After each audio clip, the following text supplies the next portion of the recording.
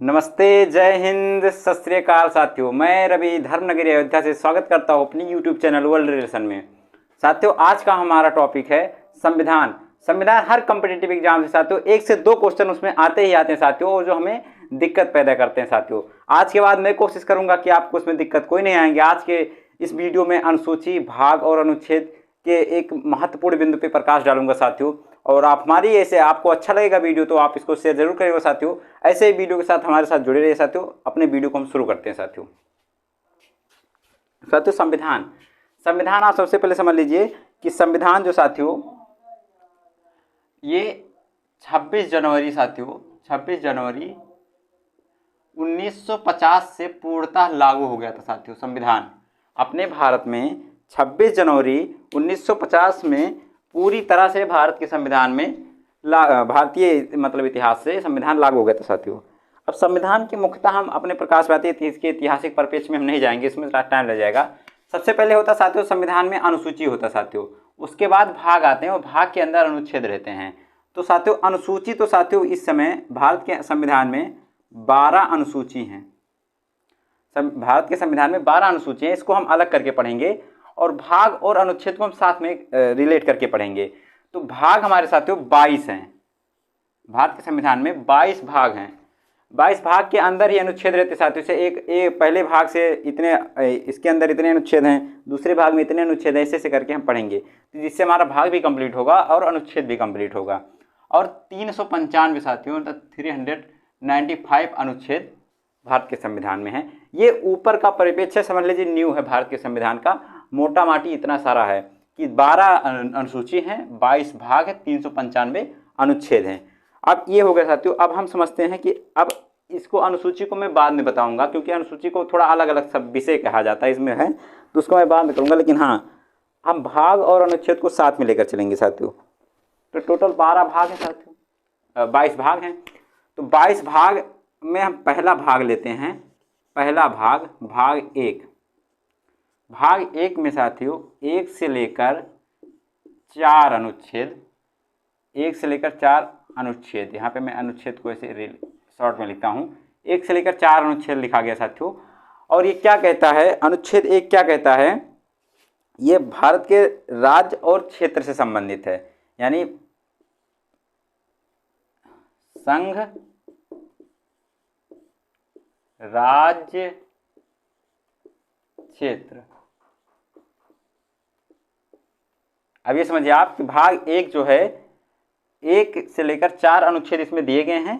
भाग 1 में 4 अनुच्छेद हैं, 1 से लेकर 4 तक, जो कहता है संघ या संघ राज्य क्षेत्र है, मतलब देश में अपने भारत में। इसको हम समझाना चाहेंगे क्योंकि आपको भाग 1 और भाग 2 बहुत ही आपको बोरिंग लगेगा, और भाग 3 जब मौलिक अधिकार शुरू हो जाएगा उसमें आप बहुत ही ज़्यादा अपने आप को आसान समझेंगे उसको मतलब। तो हम समझ लेते हैं कि भाग 1 से लेकर 4 तक, जिसमें 4 अनुच्छेद दिए गए हैं, 1 2 3 4 अनुच्छेद दिए गए इसमें। अब ये समझ लेते हैं कैसे मतलब इसमें होता है। तो इसमें कहा गया राज्य, संघ, क्षेत्र, मतलब अपने भारत में टोटल कितने राज्य हैं, कितने संघ शासित प्रदेश हैं, इन सब के बारे में डिक्लेयर किया गया इसमें। जैसे अपने भारत में 28 स्टेट हैं और 8 यूनियन टेरेटरी हैं। तो इन सब के किसमें है, भाग 1 के अनुच्छेद 1 में है। ठीक है। अब हम समझते हैं अनुच्छेद 1 क्या कहता है, भारत का संघ और राज्य क्षेत्र के बारे में बताता है। आर्टिकल 2 क्या कहता है साथियों, मैं इसी के अंदर लिख देता हूं। आर्टिकल 2, आर्टिकल 2, आर्टिकल 2 क्या कहता है साथियों कि भारत में किसी भी बाहर देश, मान लीजिए किसी बाहर देश में भारत ने आक्रमण कर दिया, और समझ लीजिए जैसे कि पाकिस्तान हो गया, पाकिस्तान पे भारत ने आक्रमण कर दिया, पाकिस्तान पे भारत ने आक्रमण कर दिया, वो किसी ना किसी दिन तो होना ही है और पूरा पाकिस्तान अपना होगा। तो पाकिस्तान पे भारत ने आक्रमण कर दिया और पाकिस्तान को पूरी तरह से जीत लिया, तो क्या करेगा साथियों, भारत में जो मिलाया जाएगा, यानी किसी बाहरी राज्य या बाहरी जमीन को भारत के अंदर शामिल करना हो, भारत की सीमा के अंदर लाना हो, तो अनुच्छेद 2 के तहत होगा। यानी अगर जो आपको किसी देश या किसी राज्य के क्षेत्र को, बाहर देश के राज्य के क्षेत्र को भारत के राज्य में मिलाना है, संविधान मतलब एरिया में लाना है, तो अनुच्छेद 2 कहेगा साथियों। इसका मतलब यह है कि अतिरिक्त क्षेत्र को शामिल करना करना मतलब ये समझ लीजिए कि आप किसी भी देश, किसी भी राज्य के हिस्से को अपने देश में शामिल करना, ये किस अनुच्छेद के तहत होगा? अनुच्छेद 2 के तहत होगा। अब आपको फिर से मैं बताना चाहूँगा कि जैसे हमारा जो राज्य है, जैसे एक राज्य है सिक्किम। सिक्किम आप जानते हैं, सिक्किम हमारा भारत का हमेशा से नहीं था। सिक्किम एक अलग स्टेट था, इंडिपेंडेंट था साथियों। तो चाइना ने जब तिब्बत पे आक्रमण करके 1959 में उस पर कब्जा कर लिया था, तो ऐसा सिक्किम को लगा कि अब हम भी सेफ नहीं हैं, तो जिससे भारत में 36वां संविधान संशोधन किया गया साथियों, और सिक्किम को आंशिक राज्य का दर्जा दिया गया कि मतलब अगर जो सिक्किम को अच्छा लगेगा तो हमारे साथ आएगा, और नहीं अच्छा लगेगा तो अलग फिर से इंडिपेंडेंट हो जाएगा। तो सिक्किम को अनुच्छेद 2 के तहत ही शामिल किया गया था। अनुच्छेद 2 के तहत ही सिक्किम को शामिल किया गया था। इसी तरह कहा जाता है कि किसी अलग क्षेत्र को अपने क्षेत्र में मिलाना है तो अनुच्छेद 2 के तहत होगा। आपको समझ में आ गया। अनुच्छेद 1 क्या कहता है? संघ राज्य क्षेत्र। अनुच्छेद 2 क्या कहता है? अतिरिक्त क्षेत्र को अपने भारत में मिलाना हो तो। अब हम समझते हैं अनुच्छेद 3 क्या है। वीडियो ज़्यादा नहीं लंबा करना, इसलिए साथियों थोड़ा हम जल्दी बताएंगे, और आपको समझ में नहीं आएगा तो आप बताइए तो हम आराम से बताएंगे। अब भाग 1 का हम आर्टिकल 3 को समझते हैं। आर्टिकल 3। आर्टिकल 3 क्या कहता है साथियों? पहले मैं इसको लिख देता हूँ, फिर बाद में आपको डिक्लेयर करता हूँ। आर्टिकल 3 ये कहता है, वर्तमान राज्य में 28 राज्य हैं इस समय, वर्तमान राज्य में राज्यों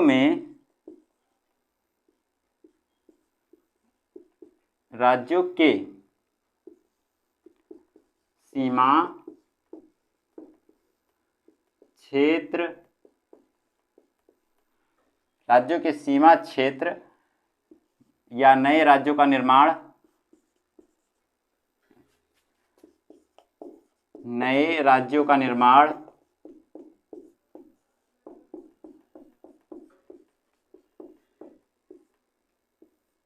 नए राज्यों का निर्माण किसमें होगा? आर्टिकल 3 में होगा।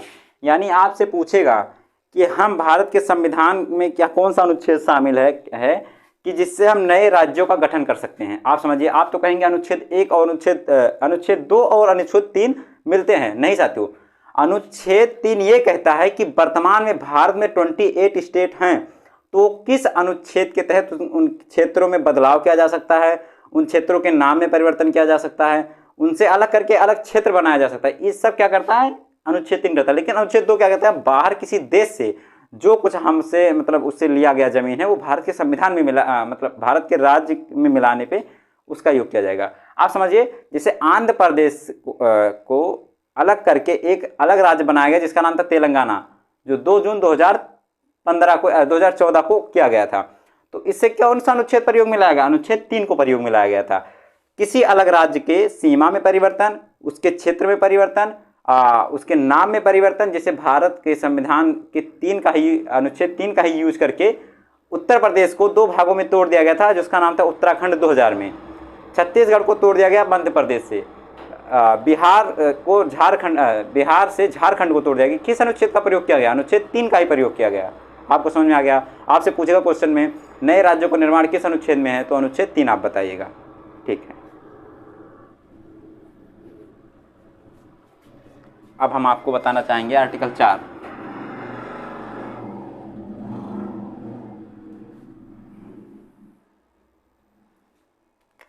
आर्टिकल 4 इसमें साथियों जो अनुच्छेद अभी तक हमने बताया है, इसमें क्या है उसका मतलब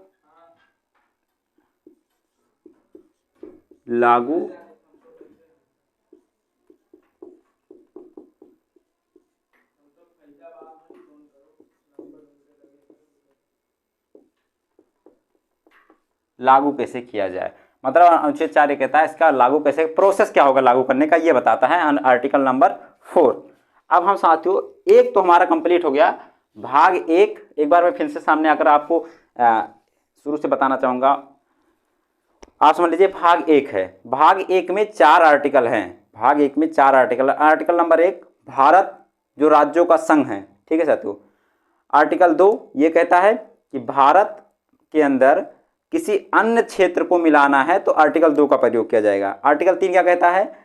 वर्तमान में भारत के अंदर जो स्टेट है उनके नाम में, उनकी सीमा में परिवर्तन करना है तो आर्टिकल नंबर 3 का प्रयोग किया जाएगा। आर्टिकल 4 क्या कहता है साथियों कि इसकी विशेषताएं कैसे प्रोसेस होगी, कैसे लागू होगा, ये बताता है आर्टिकल नंबर 4। अब हम आ जाते हैं भाग 2 के आर्टिकल नंबर 5। अब ये समझिए, आपसे पूछेगा भाग 1 में कितने अनुच्छेद हैं, तो भाग 1 में 4 अनुच्छेद हैं। आप ऐसे भी याद कर सकते हैं कि टोटल कितने दिशाएं होती हैं, तो दिशा होती है उत्तर, दक्षिण, पूरब, हो गया पश्चिम, हो गया पूरब। तो आप 4 दिशाओं से भी याद कर सकते हैं कि भाग 1 में 4 अनुच्छेद हैं, जो 4 दिशाओं के रूप में आप ऐसे याद कर सकते हैं। अब हम आ जाते हैं भाग 2 में।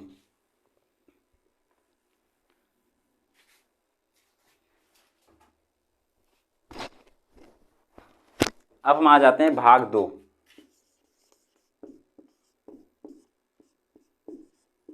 भाग 2 साथियों आर्टिकल नंबर 5 से लेकर 11 तक है। भाग 2 आर्टिकल नंबर 5 से लेकर 11 तक है। भाग 2 क्या कहता है, इसमें नागरिकता संबंधी विषय दिए गए, मतलब भारत की नागरिकता कैसे होगी। आपसे पूछेगा भाग 2 में क्या दिया गया, तो आप बोलेंगे नागरिकता दिया गया। अनुच्छेद कहाँ से कहाँ तक, 5 से लेकर 11 तक। भाग 1 में क्या है, भाग 1 में भारत का संघ राज्य क्षेत्र है, जो अनुच्छेद कितना से कितना तक, 1 से लेकर 4 तक। भारत के संविधान में भाग 2 क्या कहता है, भाग 2 कहता है नागरिकता से संबंधित, भारत का नागरिक कौन होगा, कैसे होगा, जो 5 से लेकर 11 तक है। अब हम ऐसे अनुच्छेद पहले काउंट कर लेते हैं। अब आ जाता है भाग 3। आपको मैं पहले भाग ही बता देता हूँ। भाग 3 जो आर्टिकल नंबर कितना से कितना तक है, आर्टिकल नंबर 3, अब 11 तक हो गया, तो आर्टिकल नंबर 3 क्या होगा, 12 से लेकर 35 तक होगा साथियों, 12 से लेकर 35 तक है। ये कहाँ, ये किससे संबंधित है, नागरिकता से।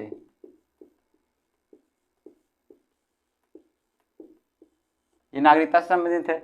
ये किससे संबंधित है, मौलिक अधिकार से संबंधित है।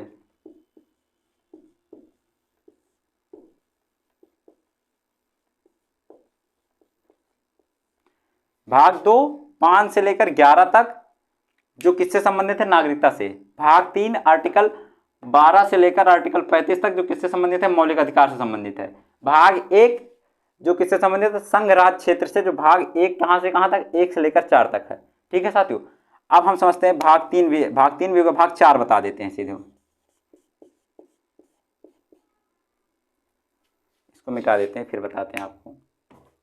यहां पे मैं लिख देता हूं,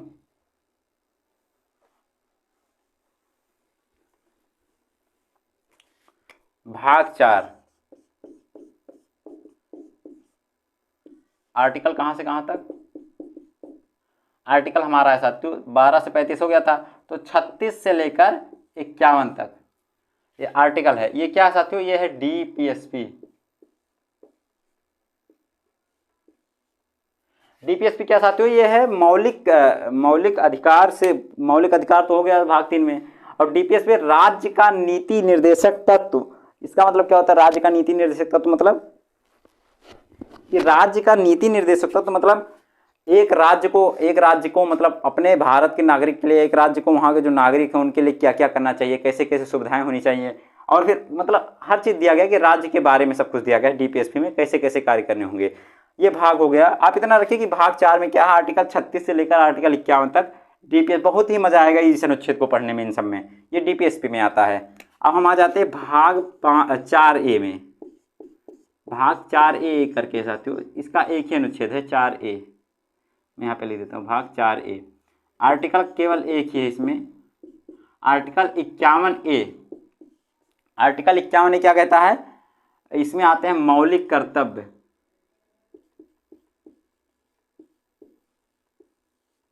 मौलिक कर्तव्य, इसमें आते हैं मौलिक कर्तव्य।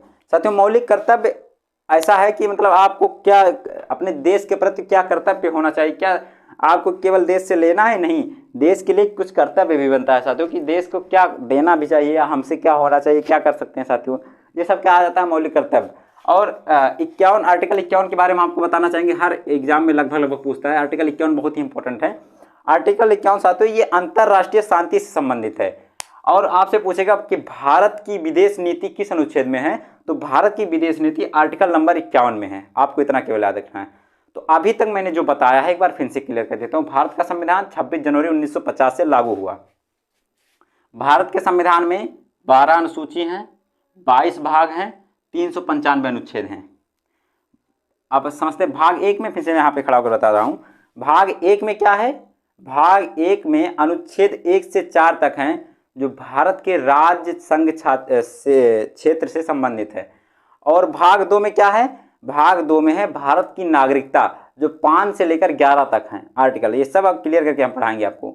भाग 3 में क्या है, भाग 3 में मौलिक अधिकार, जो 12 से लेकर अनुच्छेद 35 तक है कि आपके मौलिक अधिकार क्या हैं।